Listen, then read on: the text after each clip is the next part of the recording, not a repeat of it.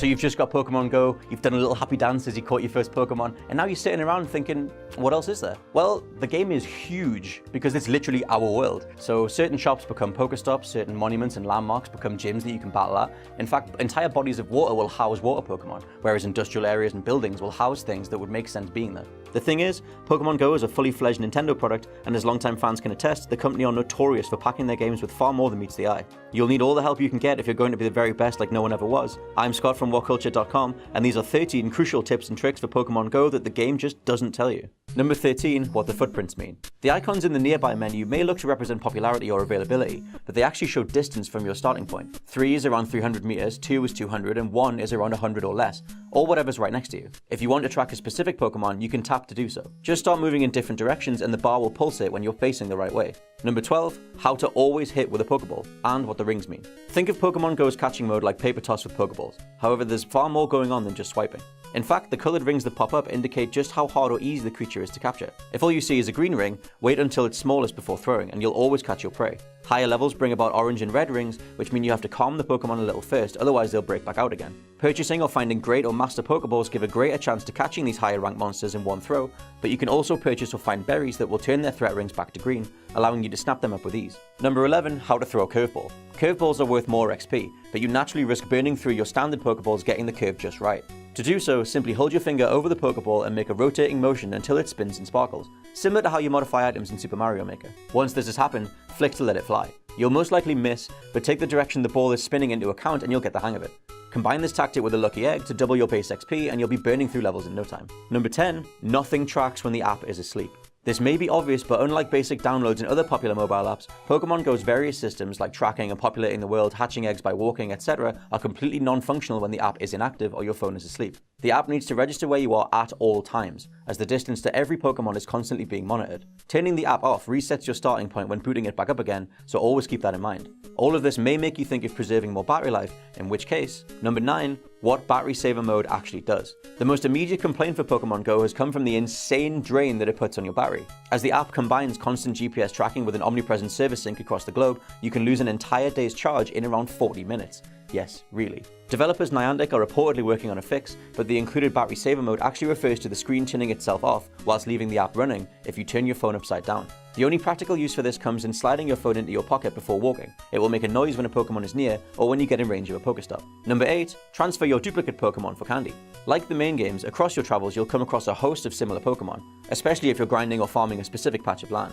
Hop into your Pokemon viewer, pick a Pokemon and scroll down. From here, select transfer and Professor Willow will take the creature off your hands, returning candy relating to the family of Pokemon themselves. These candies can be used to force evolutions and increase combat power, which is the universal stat used in all gym battles.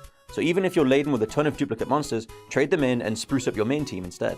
Number 7, how to battle other players and become a gym leader. As yet, you can't actually fight other trainers in real time, but the nearest implementation comes from gyms. First, you'll need to be level 5, and then you can either claim a neutral grey gym for yourself or head to a coloured one, meaning it's owned by members of the 3 overarching teams, Instinct, Mystic, or Valor. Depending on how many real-world people have staked their claim at that specific spot, the person with the highest combined combat power will be the default leader who you'll then face last, with all the others being trainers that you need to fight on your way to the top.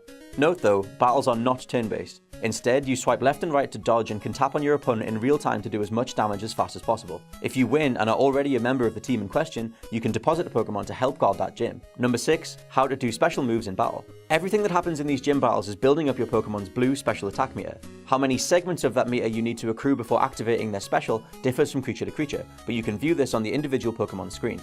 You just might be able to turn the tables on your opponent at the last second, providing you know exactly when to counterattack. Number 5, claim daily free items in the shop. If you've hopped into the shop menu from the Pokeball icon, you may have noticed the small shield icon in the top right. The number at the center is directly representative of how many Pokemon you have stationed at the various gyms around the world. It can be tapped once every 21 hours for a bonus of 10 gold coins and 500 Stardust. You're able to station up to 10 Pokemon at 10 different gyms, although that's a lot of battling. No one said the life of a Pokemon Master was going to be easy. Number 4, evolving Pokemon after being knocked out actually gives them full health. The fallout from gym battles is your team will most likely be left battered on the side of the road. To remedy this, Pokemon Go gives you a full health bar every time you evolve a creature, even if they're knocked out when it's triggered. Point being, don't ever waste unnecessary items to bring your prize fighters back when you could just plug the requisite candy and Stardust to evolve them and get an all new Pokemon instead. Number 3, you can catch many Pokemon by standing still. Thank the Lord of Sloth for this one, as although Pokemon Go is built to get you out and about, thanks to the way the world is populated, standing still can reap its own rewards too. Developers Niantic have set up the world to constantly bounce off Google Map data and their own servers, meaning that walking and running will trigger various monsters as they're dependent on parts of the geometry, such as buildings, bodies of water, etc. However, precisely because of that load time and server catch-up, standing still can see any number of Pokemon within a short radius pop up anyway. The best way to play is walking a good 100 meters or so, then taking 5 minutes and letting the part of the world load in.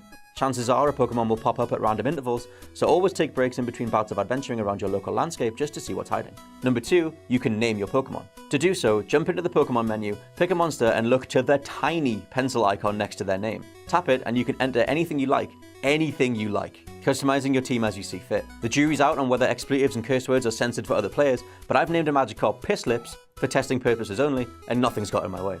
Named one. I did bag, just to sort of like test it. Number 1, recovering your data if nothing else loads in. This should hopefully only be for the first few rocky months as Nintendo servers do daily battles with the entire global populace of poker players vying to get and stay logged in. I've personally had the game crash multiple times, but when I booted back in, my character's appearance was the same, yet the Pokédex was completely wiped. Not good. All data is supposed to be saved to Niantic servers, or on Android or Google account. So in theory, your progress wasn't lost, merely unretrievable at the time of the server ping. Closing and reopening the app prompts a fresh connection to the server, which for me, restored all the data in one go. Hopefully if this happens to you too, it'll be just as painless as that to recover. Pokemon Go is a hell of an achievement no matter which way you look at it. So let us know in the comments if there are any other tips and tricks that you found that I missed out, or feel free to correct me if there's anything that I got wrong. Don't forget to like, share and subscribe. You can find us on Facebook. I'm Scott from WhatCulture.com, and I'll see you soon.